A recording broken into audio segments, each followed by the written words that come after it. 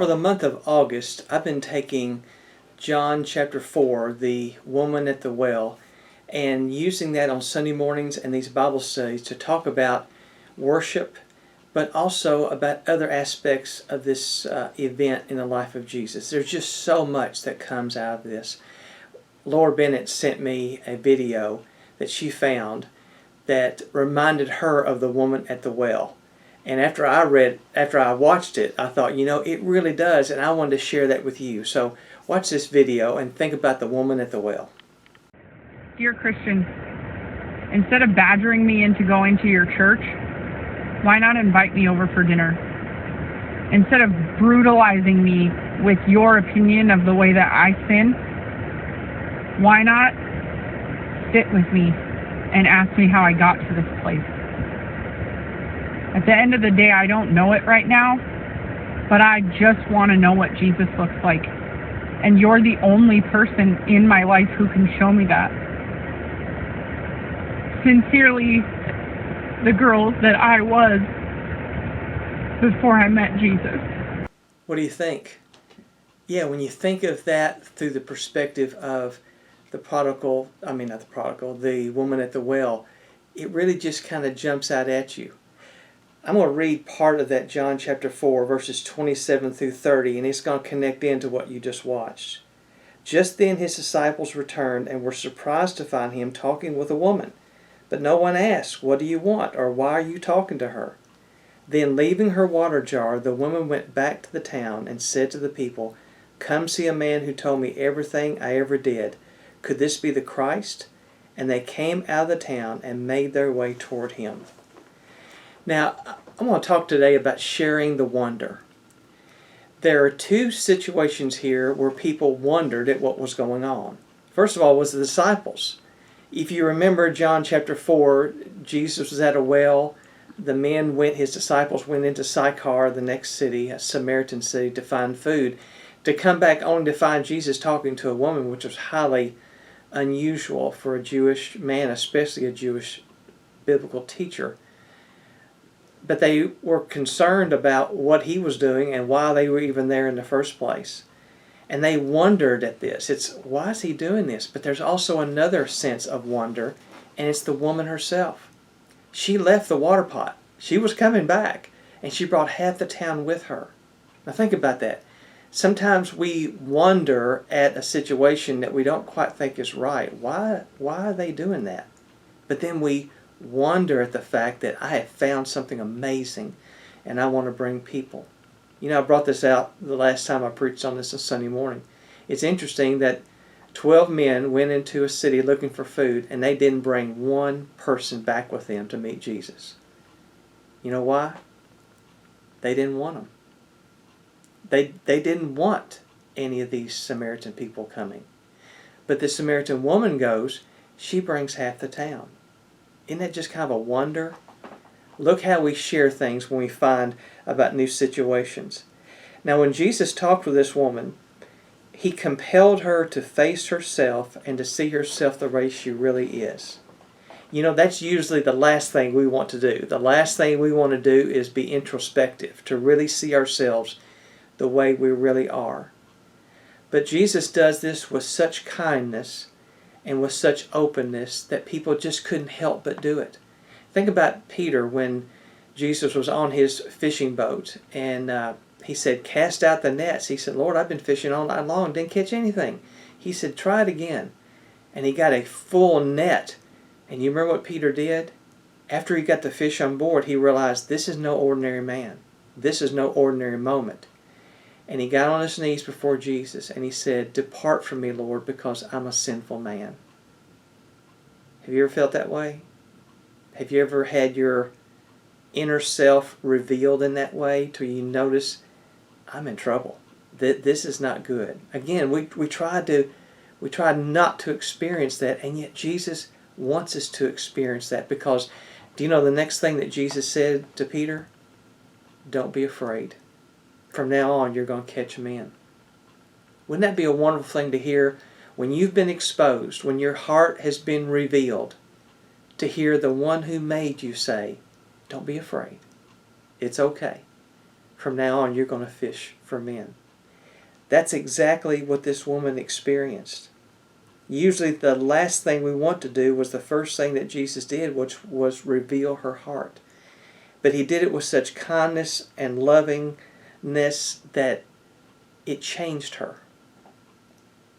The woman had to overcome her sense of sinfulness, but yet she was overwhelmed by the sense of kindness that Jesus showed as he revealed her heart. Now, I want you to watch this video again, because for me it took about 3 times to allow it all to sink in.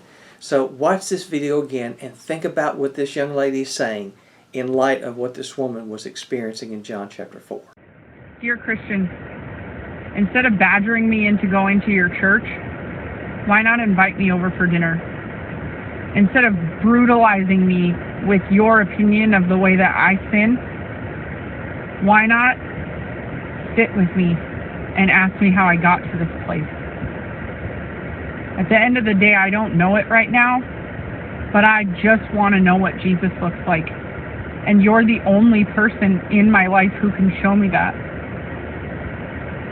Sincerely, the girl that I was before I met Jesus.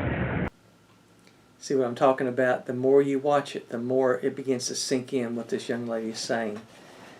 This woman at the well was amazed at the intimate knowledge Jesus had about her life and about her heart. And it makes you want to think, why didn't she just try to run at that point? Because that's a scary deal. But yet he did it with such compassion. She couldn't. She had to stay. Listen to book of Psalm chapter 139, verses 1 through 6. O Lord, you have searched me and you know me. You know when I sit and you know when I rise. You perceive my thoughts from afar. You discern my going out and my lying down, and you are familiar with all my ways. Before a word is on my tongue, you know it completely, O Lord. You hem me in behind and before. You have laid your hand upon me. Such knowledge is too wonderful for me, too lofty for me to attain. That's what she was feeling, and that's what she was experiencing. A family took their children to a church. They hadn't been at church very much, but took them to church, and as the young girl was listening to the preacher preach, she looked over and said, Mommy, how does he know what goes on in our house? Isn't it amazing that we're surprised when what we are doing is being revealed and we don't think anyone else knows? No wrapping, no disguising can stop his penetrating gaze into our heart. The power to see into the depths of our heart. There's evil there, and yet God sees good. He's like a surgeon. A surgeon sees the malignancy, but he also sees the health of the rest of the body. And he removes the malignancy so that the body can be what it's designed to be. That's why God looks into us so closely, so we can deal with the evil so that the rest of our lives can be what he designed it to be.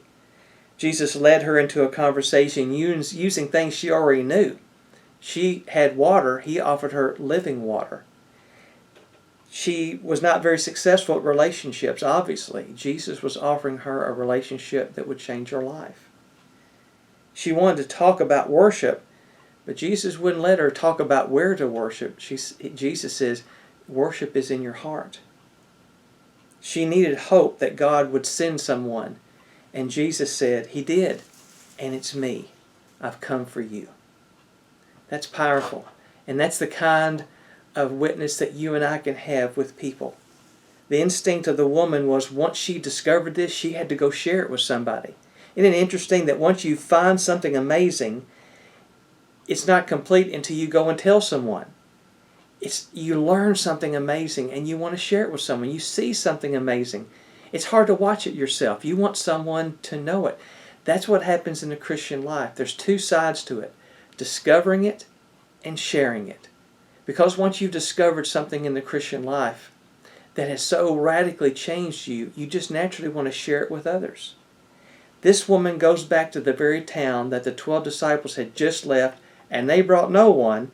She went back and said, I have met someone who's changed my life, and half the town came out to see who this is.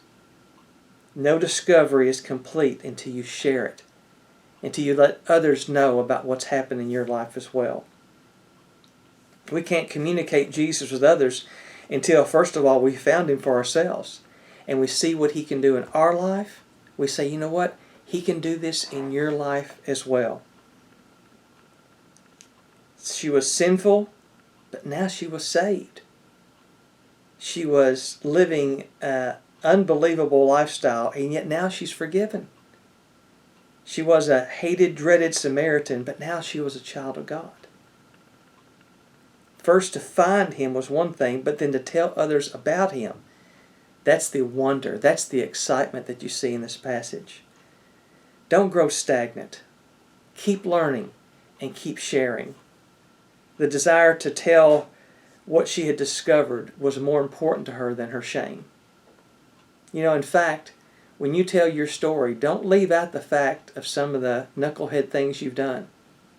Don't glorify sin, but help people see if God saved me from this, He can save you from whatever you've done. You may have some trouble. You may be a little embarrassed with some things that you've done. But who isn't? That's how we relate to people. That's what this young lady on this video was begging us to do. Is don't judge her, relate to her. Get to know her. Find out why she is the way that she is. Because she said it right. And did you notice the emotion in her voice and in her eyes and in her face? She wanted just to see Jesus, and we were the only ones who could show her. This woman was the only one in that community that had the ability to make this much of an effect on an entire town. A person may try to hide their sin, but once they discover Jesus as Savior, there's just an impulse to say, look how He changed me. He can change you as well. So now, watch this video one more time and try to take in all that this young lady is saying based on what we've just studied. Dear Christian, instead of badgering me into going to your church, why not invite me over for dinner? Instead of brutalizing me with your opinion of the way that I sin, why not sit with me and ask me how I got to this place? At the end of the day, I don't know it right now, but I just want to know what Jesus looks like. And you're the only person in my life who can show me that. Sincerely, the girl that I was before I met Jesus.